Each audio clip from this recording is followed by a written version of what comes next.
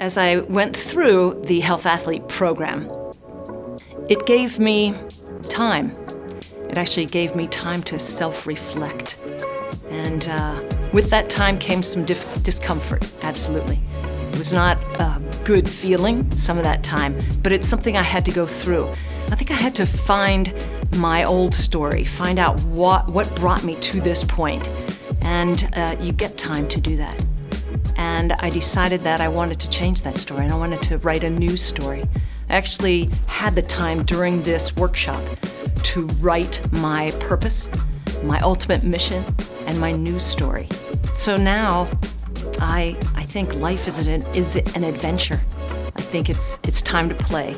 And I try to really do that as often as I can and be my best self. I work every day at trying to be my best self. So my question to you is, what's your biggest energy challenge? What would you do with more energy?